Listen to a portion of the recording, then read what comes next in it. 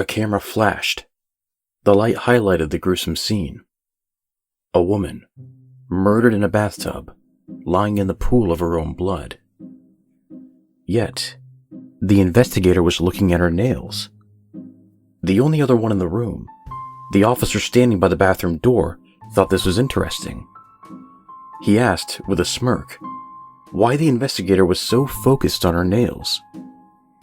If there was a scuffle, the investigator said quickly, then sometimes they can take the blood, the flesh of their assailants under their nails, when they scratch and claw.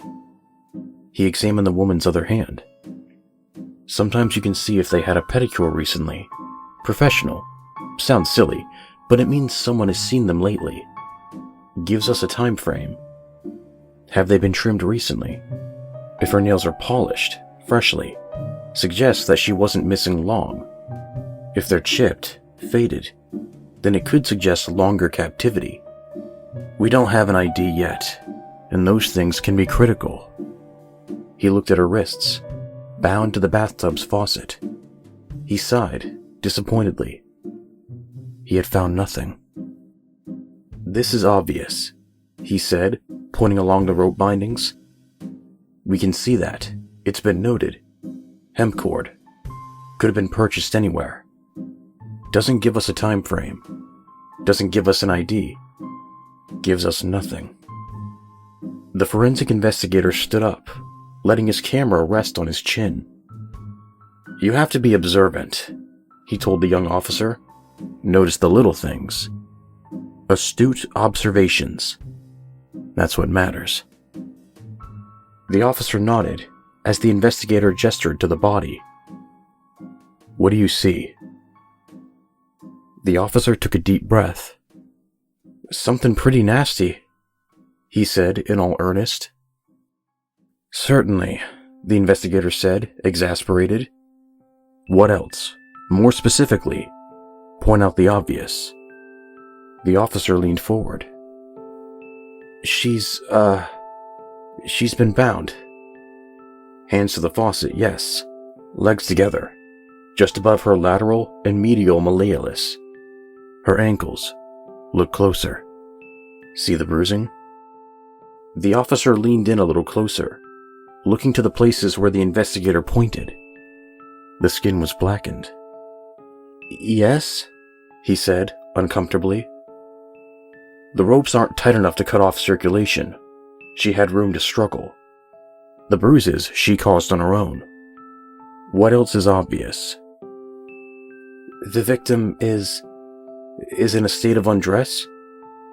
Why are you asking it like it's a question? The investigator scolded. Not important. Don't blush over it. She's dead. She doesn't care.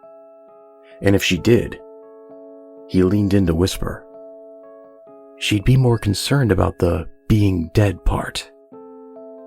The investigator pointed back at the woman's chest. Look at the wounds. Not her tits. Describe them. The officer started, flustered. Deep, circular, bloody. You're searching for words, he said. You found some of the right ones, but the correct word is ragged. Look at the edges of her skin. The officer thought he'd rather not. It's jagged, almost like it's torn and not sliced. Jagged blade. A saw. They sawed her. Why? The officer asked. Well, you ever tried to cut through ribs with a straight blade? It takes too long. Tedious. They cut through bone. They needed a saw. See? The crux of her sternum? That's the largest opening. Where she struggled the most. That's the entry wound. It looks like they marked her, the officer said. Yes, the investigator confirmed. That's the smartest thing you've pointed out so far. Means this was, more than likely, a ritualistic killing. Ritualistic? The officer asked. Cultists, although don't quote me yet. There may have only been one. The officer couldn't believe it. "That's mad," he said. "I've seen a lot of mad," the older man chortled. "You get used to it." 2 arcs and 3 central punctures leading down the sternum. The investigator pointed to all of them. "See how the punctures are clean?" the investigator pointed out. "Both in execution and splatter. They happened later, long after she was dead. But that wasn't all. The cuts on her arms and legs? They look small, don't they? Insignificant. 1 on each arm, 1 on each leg, and don't forget the 2 punctures on the neck. Do you know what they cut?" The officer guessed. "She's laying in a pool of her own blood. Does that mean they cut the arteries?" "Exactly. The common carotids. The brachial and femoral." "They bled her," the officer gulped. "Then they killed her." The investigator nodded. "Probably a little bit after they cut her. Easier to let some bleed if the heart is still beating to do most of the work for you." The young officer felt disgusted, but the investigator continued. "There's more. More that you're not seeing." All he could focus on was the pool of blood. "How much blood is in the human body?" he asked. 4 or 5 liters, give or take," the investigator murmured, pulling out a vial. "Meaning just enough to cover the bottom of the tub, and then some. This tub's about a quarter full. Does that mean—" "Yes," the investigator said, taking a sample of the blood. "This isn't just the girl's blood." "Jesus," he mumbled, turning away from the body. Another flash. "Jesus had nothing to do with this," the investigator said from behind his camera, leaning to change the angle. I've heard of satanic cults and human sacrifices before," the young officer started. "Didn't think I'd ever—" "It wasn't satanic," the investigator interrupted. "Looks pagan to me. I literally mean Jesus had nothing to do with this." "How do you know?" the officer inquired. The investigator just shrugged. "Don't really. Just a guess. The symbol is too alien. It's bizarre. Satanists typically don't even perform human sacrifices, believe it or not. It actually goes against their religion. Ain't that the shit? They kill animals, though. Lots of them. That's probably what all the excess blood is anyways. Probably just blood they took from a goat, a dog, or some other furry bastard." As the investigator chuckled, the officer leaned in closer. Something felt unusual. "So," the investigator continued, unaware, "if it makes you feel better, we're probably still dealing with only 1 human victim. We'll figure out for sure when we get back to the lab, though." Something looked unusual. Kinda makes you curious, though, doesn't it? What were they trying to summon? What sort of vile creature or entity or... Hey, are you even listening to me, boy?" "Sir?" the officer asked, completely ignoring the man's question. "Did someone open the drain?" "What?" "The blood, sir. It's leaking out." The investigator knelt down beside the body, and the officer joined him, pointing to the edges of the tube. "See?" the officer asked, pointing to the edges of the tub's porcelain walls. "There's stain lines, see? Just a little ways above the actual blood level. The blood's draining." "You actually noticed something." Good on you. Good on you indeed." The investigator held out his gloved finger and placed it against the inside of the tub, right at the bloodline. Within seconds, the blood had fallen away from his finger. "It's going out fast," the investigator stated. "But what does it mean?" the officer asked, confused. "Has it been draining this whole time?" "Must have," the investigator said. "I didn't pull the plug, and neither did anybody else. But, sir, if it'd been draining that fast, then there should have been a blood pool to begin with when we walked in.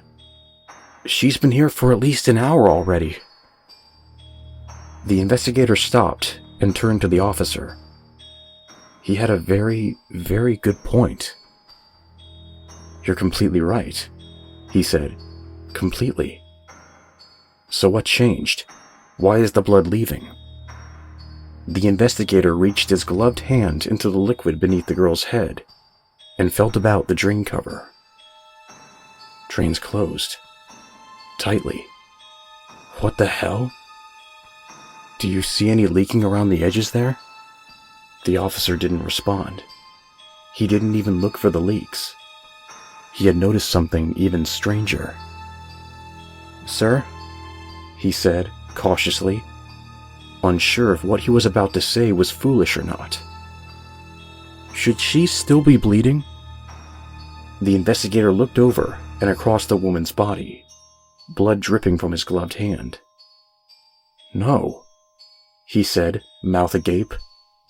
She shouldn't be. She is, the officer said, pointing at the wound on her chest.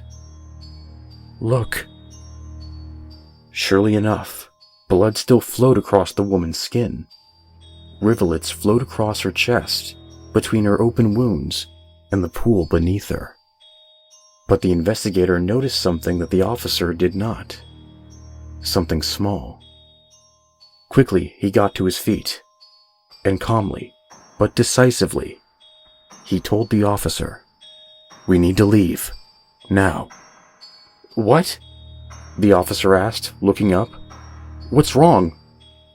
The investigator mouthed two simple words, barely audible under his breath. "Look closer." So the officer turned, and he did just that. He looked at the flowing blood. It took him longer than it had taken the investigator, but once he saw it, he jumped to his feet. "That's not possible," he said, panicked. "That's not possible! Sir, what the hell's happening?" Grabbing the officer around the shoulders, the investigator pushed him to the doorway. "We're going," he ordered. "Now!" "But how?" the officer insisted. "How is that even possible? It shouldn't be possible!" Their bickering voices persisted down the hall, all the way outside. Meanwhile, in the bathroom, the blood continued to flow, but not in the way it should have. Draining from the tub, the blood flowed a simple path. It crept upwards, along the girl's chilled skin. It seeped inwards through the unholy wounds on her chest. It pumped by means unknown through her nearly refilled veins. It coursed through her body, controlled by a sentience completely new to this world. The blood had drained completely. Her eyes opened.